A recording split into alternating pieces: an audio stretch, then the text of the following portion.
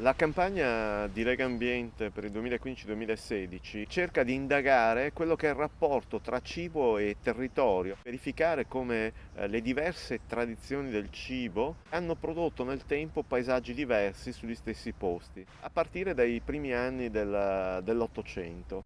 Cerchiamo sostanzialmente attraverso cartografie, le produzioni fatte dall'Associazione Agraria Friulana o le riviste che si interessavano di agricoltura nei periodi storici, di ricostruire quello che è stato il nostro rapporto con la produzione del cibo e anche cibi che sono completamente scomparsi e quindi paesaggi che sono stati cancellati, come ad esempio quello delle risaie.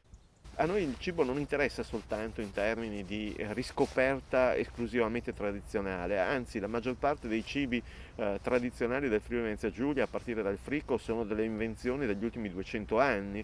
Quello che ci interessa capire è che il cibo può essere anche innovazione, trasformazione, modifica. Anche le trasformazioni degli abbandoni caratterizzano in modo particolare l'identità dei luoghi. Pensiamo alla montagna pordenonese in cui l'abbandono delle pratiche silvopastorali, ma soprattutto quelle pastorali, ha lasciato spazio alla costruzione di un paesaggio del selvatico nel quale le popolazioni locali non si riconoscono, per cui molto spesso questi luoghi vengono descritti ancora come erano un tempo e non come sono oggi. A partire da quest'anno cominciano ad uscire i bandi del nuovo programma di sviluppo rurale. Come trasformeranno i paesaggi? Quali sono i paesaggi prossimi a venire?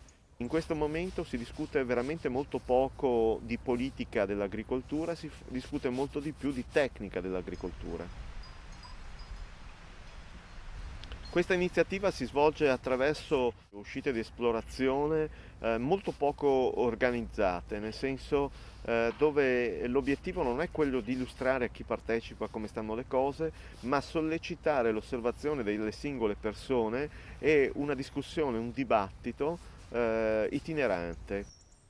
Le esperienze che proponiamo con queste video interviste sono legate a aziende ed esperienze di singoli imprenditori che ci sembra abbiano un atteggiamento virtuoso rispetto al rapporto con il paesaggio. Privilegiamo in modo particolare aziende che puntano molto sull'imprenditoria e sulla costruzione di filiere corte, sulla questione dell'agricoltura sociale. Ci sembrano interessanti le esperienze di recupero di prodotti tradizionali reinterpretati in modo moderno, oppure prodotti assolutamente nuovi che permettono di inquinare meno il territorio e di avvicinarsi a una gestione più ecologica dello spazio agricolo.